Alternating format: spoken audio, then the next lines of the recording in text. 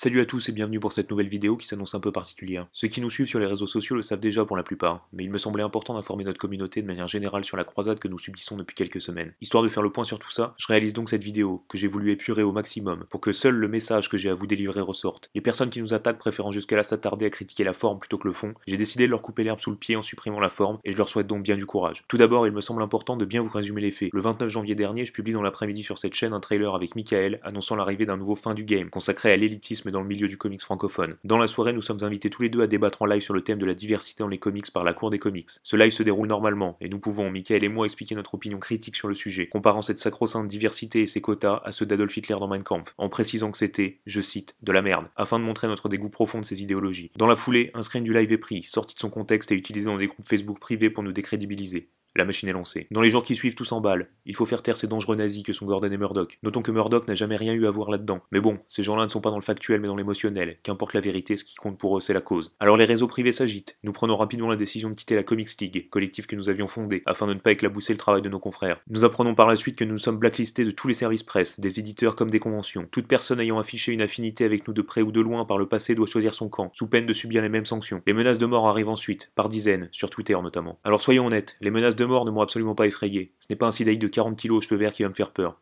Non. Le vrai problème, c'est la manière utilisée. J'avais sorti début janvier une vidéo sur Frank Miller dont la conclusion était « Comment voulez-vous avoir un réel débat d'idées si tout le monde défend les mêmes positions? Prenez la tolérance et l'acceptation, c'est très beau, mais il faut justement l'appliquer et tolérer les gens qui pensent différemment. » Il faut croire que ces gens-là, pourtant si volontaires pour critiquer notre travail, n'ont évidemment pas pris la peine d'y jeter un œil. Et encore une fois, le fait que Murdoch, qui n'a rien à voir dans cette histoire, soit lui aussi accusé prouve bien que vous avez foncé sans réfléchir, sans même essayer d'ailleurs. Mais alors on en arrive au pourquoi. Pourquoi vouloir à tout prix faire taire notre chaîne? Évidemment, là j'ai pas de réponse puisque malgré nos appels à la discussion avec nos adversaires, aucun n'a daigné nous répondre. On ne discute pas avec la haine. Comme disait Didier Super, quand on est convaincu qu'on a raison, on n'a plus besoin de se casser le cul à réfléchir. Mon point de vue est très simple. Alors que nous souhaitions prouver et critiquer la présence d'une élite dans le comics game, nous nous sommes retrouvés mis au banc par un réseau, d'une relative efficacité je dois l'admettre. Sans vouloir tirer de conclusion hâtive, je trouve la coïncidence troublante. Notre erreur a été de leur donner le bâton pour nous faire battre. Peu importe le moyen, ils ont vu une faille et s'y sont engouffrés. Je vais donc m'adresser à toutes ces personnes qui luttent dans l'ombre pour essayer de nous faire taire. En plus de prouver aux yeux de tous l'existence de votre réseau, vous avez surtout prouvé son inefficacité. Alors merci, vous avez fait le travail mieux qu'on aurait pu le faire. Je m'explique. Banni des services presse, très bien, nous n'en avons jamais reçu. Banni des conventions, très bien. Vous pensez vraiment que je suis à 10 € près pour me payer une entrée? Votre pensée est-elle ridicule à ce point? Cette vidéo à elle seule va rapporter plus que ça. Vous êtes pathétique. En réalité, je pense que vous avez peur. Vous avez peur parce que vous savez qu'une nouvelle génération arrive pour vous remplacer. Et peut-être même que vous avez l'intelligence de reconnaître intérieurement qu'elle fait mieux le travail que vous.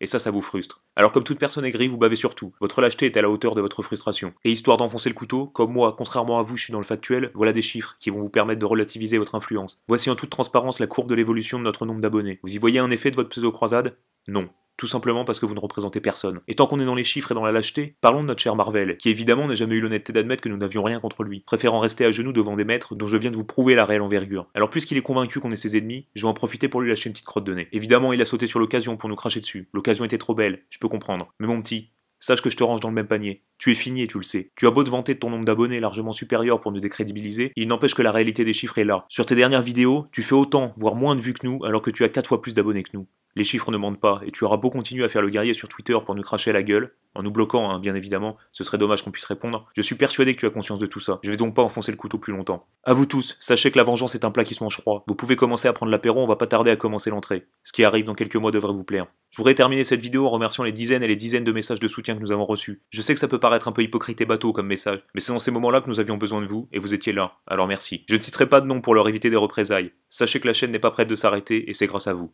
Merci.